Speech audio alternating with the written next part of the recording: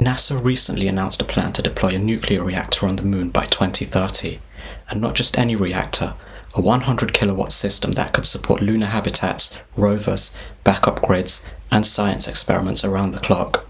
But here's the kicker, this mission isn't just about electricity, it's part of a broader strategic push by the US to establish a lasting presence on the moon. This comes as China and Russia have announced plans to build their own nuclear-powered lunar base within the next decade. So why the sudden push for a nuclear reactor?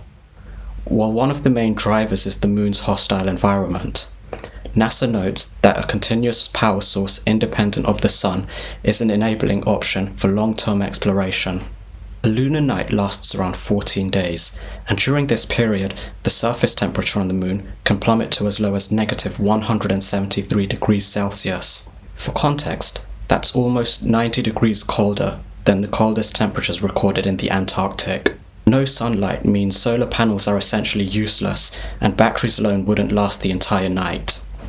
So a small nuclear reactor strategically positioned in permanently shadowed areas near the South Pole, where there's an abundance of polar water ice for life support and fuel, could be the answer in achieving constant, reliable power for a small lunar colony. This also aligns with NASA's Artemis program, which aims to establish a sustained human presence near the lunar South Pole by the end of the decade.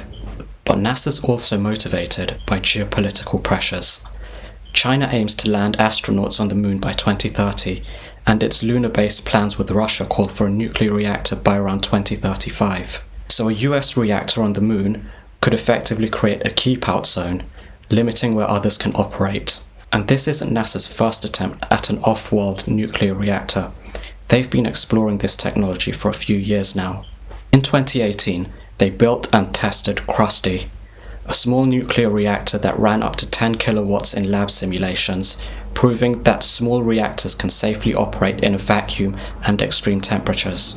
This validated the concept for working in lunar environments. They then built on this in 2022 through their fission surface power project, when they funded small reactors producing 40 kilowatts, enough for around 30 homes. Now they're aiming for 100 kilowatts, roughly 2.5 times the output of a small residential solar array, and enough to power around 80 homes. And it all has to fit on a lightweight surface deployable system. So how would a lunar fission reactor actually work? Inside the reactor, nuclear fission splits heavy atomic nuclei into smaller pieces, releasing enormous amounts of heat. That heat warms a working fluid like sodium, which drives a turbine, transforming thermal energy into electricity. The sodium flows freely at high temperatures, allowing the reactor to operate safely and efficiently. Radiators then dump leftover heat into space through radiative cooling. But the challenges for a deployment like this are huge. Launching radioactive fuel safely from Earth is one. Each reactor relies on low-enriched uranium, which still requires strict containment and safety measures during launch. Then there's deployment. The lunar surface is dusty, uneven, and swings from blistering heat to deep cold, all of which can strain radiators and power converters. Beyond that, history reminds NASA to stay cautious.